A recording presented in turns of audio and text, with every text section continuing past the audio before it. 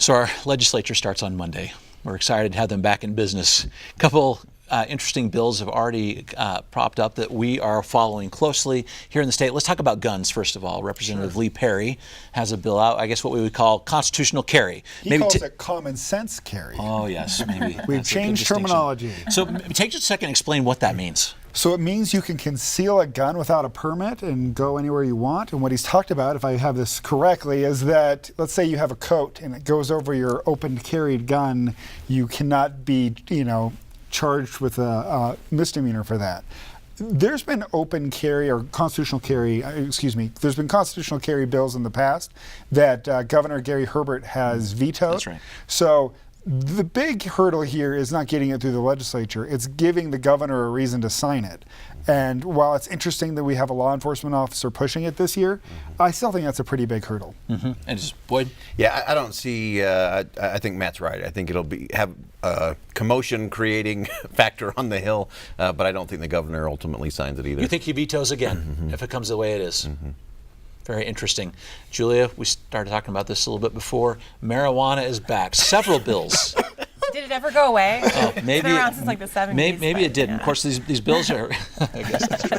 So these bills are largely aimed at medicinal use of marijuana, a lot of it getting to research itself and maybe as a place to start. How likely is it that we're going to get this kind of bill passed maybe this session, or is it just inevitable? I think it is inevitable, but it's going to take probably longer than this session, and that's because of Trump's pick for Attorney General. Jeff Sessions is actually very anti-marijuana, and I think that's going to have a real cooling effect on the country, even though we're seeing states all around Utah legalizing both medicinal and recreational use and taking the funds from the tax on that and putting it into education. So that's why you've seen probably a growing push for it as well, is that it's an economic source for the state. I don't know if there's enough support in Utah right now to push it through the legislature, but maybe a ballot initiative eventually. But I think it's interesting, that topic in Utah, kind of like alcohol, I think rests on the shoulders of the people in church headquarters.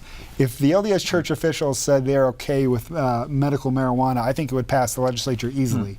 I do think that, and this is one where in the middle of an opioid epidemic, the idea of having marijuana as a pain reliever for people with very severe illnesses isn't that politically controversial, but the LDS Church is hesitant on marijuana, and because of that, I think it just kills its chances. Well, this opioid issue that you talked about right there is one that many in our legislature are talking about, and so I think that it's likely we see something on that too, and maybe the corollary is just very interesting to watch. We'll see. Any other hot ones you want to talk about? Because I want to get to the federal issues just for a moment. Can we talk about pornography? Don't we like talking about pornography in the state of Utah? We got Todd Weiler, a senator from Woods Cross, who is our anti-pornography legislator. He has a bill that he wants to pass that makes it so anyone in Utah can sue a maker of pornography, a pornographer, saying that their product harmed them, either psychologically or in any other capacity, and to take it to the courts as the next way to fight pornography in the state of Utah. And I think that will get a lot of attention this session. There's probably going to be attention here, but everywhere, right? Everywhere. That one will go everywhere. Yeah, it's going to be one of those. So let's take just one minute on President Trump's first 100 days. Julia, start with you. You're President Trump.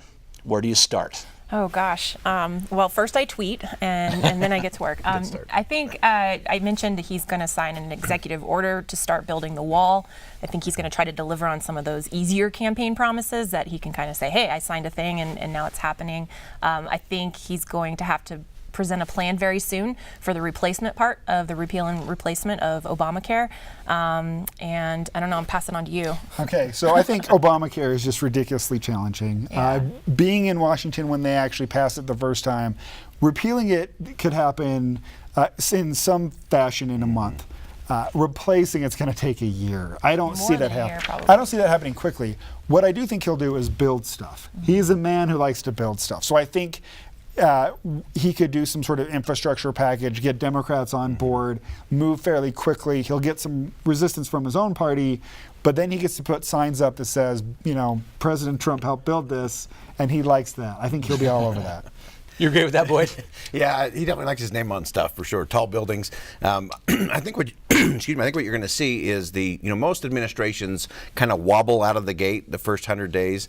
I think the Trump train is probably going to have hourly airbag deployments. I mean, it's going to be very herky-jerky. He has a lot of spots that are not filled. Right. Not just the big high-level cabinet folks, but the secretaries, the undersecretaries, and on down through. There are thousands of jobs that still need to be filled. So I think he's going to have a struggle in the governing department. He's also going to struggle because he's entering this intersection where you go from political rhetoric to the reality of governing, and I think he's going to find that a little bit constraining and a little bit tough. But I agree with Matt that he'll probably go after infrastructure first. It's probably the easiest win that he could get, but he has to be careful. He may fracture the Republicans to get that transportation bill through.